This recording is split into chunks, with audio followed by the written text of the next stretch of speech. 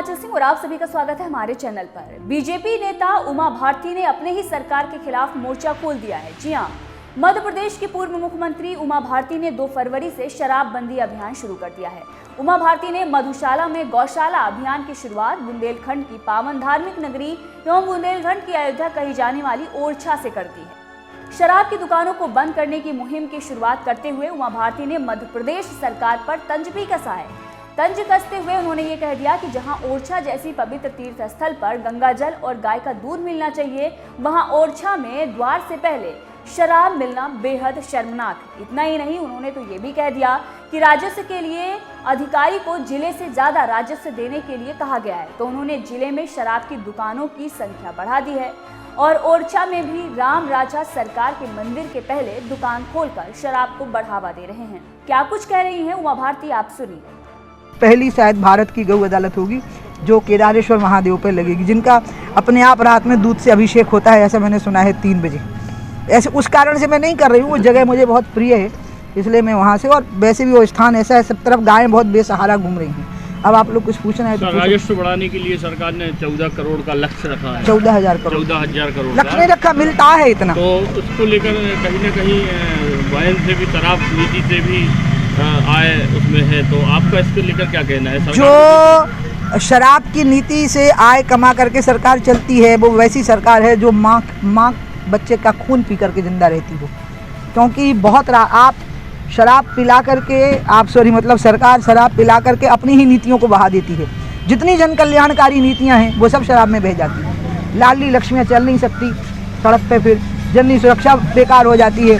अब आपने कन्याओं की शादी कर दी, बाप के पैसे बचा दिए, वो शराब में फूंक दे मान लो, तो इसलिए सारी जन कल्याणकारी नीतियाँ शराब में बह जाती हैं। तो ऐसी राजस्व वसूली का कोई फ़ायदा नहीं है जिसमें पीछे से एक्सीडेंट, दुर्घटनाएं, छोटी छोटी बालिकाओं के साथ दुष्कर्म, इसमें कितना पैसा खर्च होता है। फिर क्योंकि उनने मेरे को स्वीकार किया कि ये पुरानी शराब नीति के अनुसार है सब चीज़ें, तो अब हम कुछ कर नहीं सकते। अब वो यहाँ कलेक्टर सस्पेंड कर गए, यहाँ के आबकारी अधिकारी को सस्पेंड करना चाहिए था कि उसने जब नेगोशिएशन किया इस ठेकेदार ने कि हमको इतने में ठेका मिला है और हम इतनी रॉयल्टी नहीं दे पाएंगे, हमको गांव में जगह मिली है तो पास में दे दो, तो उसने ये गिना भी नहीं यहाँ तक का, वो आंखें मूंद के दे गया। मुझे तो समझ में नहीं आया कि वो आबकारी अधिकारी, मैं कहूँगी आपके माध्यम से उसको तुरंत सस्पेंड करिए जिसने इस तरह से किया। आप खुद देखिए ना, आप गिनिए जरा सड़क के बीच से, क्या ये 50 मीटर नहीं, क्या ये 25 फीट की दूरी भी पूरी कर रहा है? और लोग पीते हैं यहाँ तक बैठ करके। इतनी दहशत होती है लोगों को यहाँ पे। मैंने सुना है यहाँ बहुत दुर्घटनाएं भी हुई हैं, इसकी वजह से बहुत दुर्घटनाएं हुई हैं। मुझे लोगों ने जानकारी दी है, आप ही लोगों ने जानकारी दी है। ऐसे कैसे हो गया है? उस अधिकारी पे कार्रवाई होनी चाहिए जो ये गलती कर गया है। इसलिए अब बाकी की बातें हैं तो उन्होंने मेरे को कहा ही है, उन्होंने तो खामियां स्वीकार कर ली ना। देखिए शिवराज जी एक इस मामले में बहादुर व्यक्ति थे, उन्होंने खुलेआम 2 अक्टूबर को स्वीकार किया कि हमारी वर्तमान शराब नीति में खामियां हैं और हम बाबा रामदेव जी और दीदी जी से परामर्श करके नई शराब नीति लाएंगे तो उसमें खामियां नहीं होंगी। अब मेरा उनको यही कहना है कि अब आप सेवक की भूमिका छोड़ दो, अब आप आ जाओ शासक की भूमिका में। शासक की भूमिका से या सेवक की भूमिका से ब्यूरोक्रेसी को, भ्रष्ट नेताओं को बहुत लाभ होता है क्योंकि उनकी चलने लग जाती है। लेकिन जब आप शासक की भूमिका में आते हो तो जनता को बहुत लाभ होता है, वो ये दोनों पक्ष लड़ने लग जाते हैं। जनप्रतिनिधि भी भयभीत हो जाते हैं और प्रशासन भी भयभीत हो जाते हैं। तो मैं राम राजा सरकार के यहाँ से ही अपने बड़े भाई शिवराज जी को कहूँगी कि भैया अब सेवक की भूमिका हो गई, 8 महीना बचे हैं, अब आप जरा शासक की भूमिका में आ जाओ ताकि अधिकारी व जनप्रतिनिधि सुधर जाएं और जनता निर्भय होकर के विचरण करने लग जाए। तो उसमें पहली नीति शराब नीति होगी जो वो करते। आपको बता दें कि मध्य प्रदेश की पूर्व मुख्यमंत्री उमा भारती मधुशाला में गौशाला की तर्ज पर शराब की दुकान का विरोध करने और शराब की दुकान से बाहर गायों को बांधने के लिए ओरछा पहुंची, जहां शराब की दुकान के बाहर उनके द्वारा गायों को बांधा गया।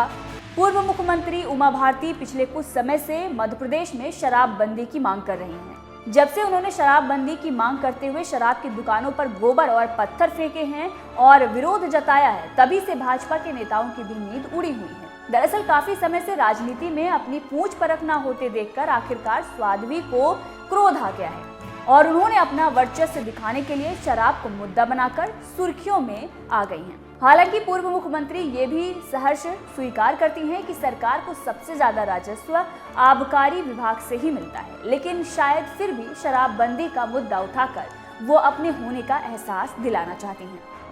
नेगोशिएशंस में ये जगह उनको आवंटित हो गई।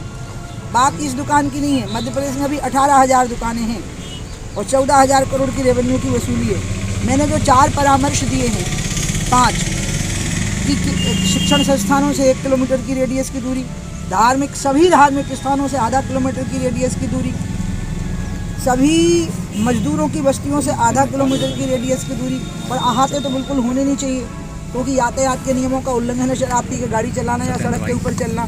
और अदालतों और अस्पतालों से भी आधा किलोमीटर की रेडियस की दूरी। मैंने इसमें एक भी बात गलत नहीं कही और इसमें 14,000 करोड़ रेवेन्यू की हानि नहीं है, इसमें 1,000-1,500 करोड़ रेवेन्यू की हानि है। और इस वजह से कितने लोगों के जीवन बर्बाद हो रहे हैं, कितनी महिलाओं का सम्मान संकट में पड़ रहा है। इसलिए ये दुकान अकेली नहीं है, ये 18,000 हैं ऐसी पूरे मध्य प्रदेश में, जो पूरे प्रदेश के भविष्य को झोंकेंगे और मध्य प्रदेश को शराब के नशे में बहा देंगी। और इसलिए मुझे शिवराज जी ने 2 अक्टूबर को कहा कि वो परिवर्तन करेंगे अब और पुरानी गलतियां नहीं दोहराएंगे। फिर 21 जनवरी को हमारी मुलाकात हुई तो उन्होंने कहा कि 31 जनवरी को कैबिनेट में वो प्रस्ताव पारित करना ही पड़ेगा उनको नई नीति का, क्योंकि फिर टेंडर की प्रोसेस में 2 महीने लगते हैं और 1 अप्रैल से नई नीति लागू हो जाएगी।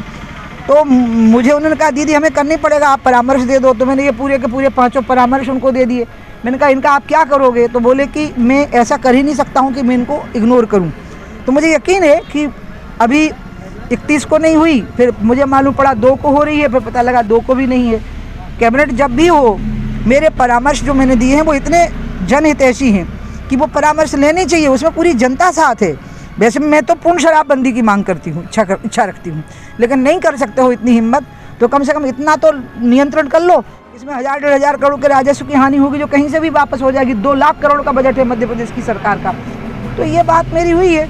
अब मैंने तय किया है कि इतने से बात नहीं बनेगी। बात तो यह है कि हम लोगों को दूध पिलाएंगे कि शराब पिलाएंगे। हम भाजपा हैं, हम राम का नाम लेते हैं, हम हिंदू राष्ट्र की बात करते हैं। तो हम जिस हिंदू राष्ट्र की या वो योगी वाले सनातन राष्ट्र की या वैदिक युग की हम किसी की भी बात करते हैं, तो उसमें शराब पिलाई जाएगी कि दूध पिलाया जाएगा? दूध पिलाया जाना चाहिए।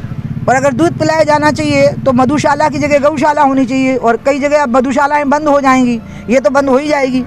और अगर ये बंद नहीं हुई तो मुझे ही कर देना है फिर बंद। मैं देखती हूँ ना कि नई टेंडर नीति में ये जगह आती है कि क्या होता है, तो इसलिए फिर तो मैं कर दूँगी, क्योंकि फिर तो विनय ना माने जलधि जड़ गए 3 दिन बीत और बोले राम सकोपता भय बिन हो ना प्रीत। फिर मैं राम की नीति पर ही चलूँगी। तो इसलिए ऐसी स्थिति में आज आपको मैं एक फैसला सुनाई देती हूँ।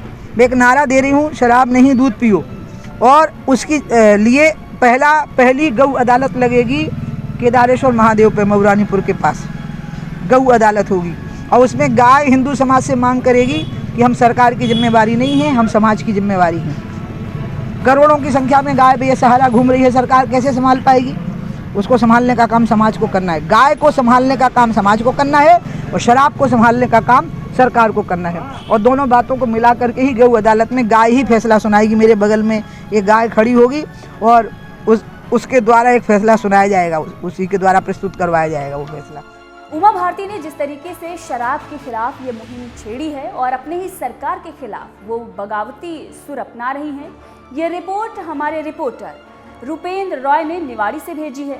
अब आपको याद दिला दें कि पिछली बार भी ओरछा में इसी दुकान पर उनके द्वारा गोबर फेंका गया था। ओरछा में प्रवेश करने के बाद मंदिर से पहले विवेकानंद चौराहे पर स्थित इस शराब की दुकान पर 2 माह पूर्व भी उमा भारती ने शराब की दुकान का विरोध करते हुए इस दुकान पर गोबर फेंक दिया था और ये भी कहा था कि इस दुकान को यहाँ से हटाया जाए। लेकिन आज भी ये शराब की दुकान रोड किनारे पर स्थित है, जिस कारण उमा भारती ने फिर से सरकार से नाराजगी व्यक्त करते हुए प्रदेश भर के पवित्र स्थानों से शराब की दुकानों को हटाने का संकल्प लेते हुए मधुशाला को गौशाला में तब्दील करने का अभियान शुरू कर दिया है। इसके साथ ही आपको बता दें कि इस अभियान की शुरुआत उन्होंने पवित्र नगरी ओरछा से की है। वहीं इस मामले में शराब ठेकेदार रामपाल रॉय का कहना है कि हमने शासन के नियम अनुसार इस दुकान को चलाया है। साल 2022-23 में 3 करोड़ 22 लाख रुपए में इस दुकान का टेंडर मिला था। दुकान हटाने का जो आदेश मिला था उसमें हमने कोर्ट से स्टे भी लिया हुआ है। इसके आगे न्यायालय जो भी निर्णय करेगा हम वो मानेंगे। शासन मुझे मेरी फीस वापस कर दे, मैं दुकान छोड़ दूंगा। मैं भी इन सब प्रतिक्रियाओं से परेशान हो चुका हूँ। आए दिन आर्थिक एवं मानसिक रूप से हमें परेशान किया जाता है। क्या कुछ कहना है रामपाल रॉय का, सुनिए। क्या चाहते हैं? आपकी दुकान के बाहर एक गौशाला बना दी गई है, क्या है पूरा मामला?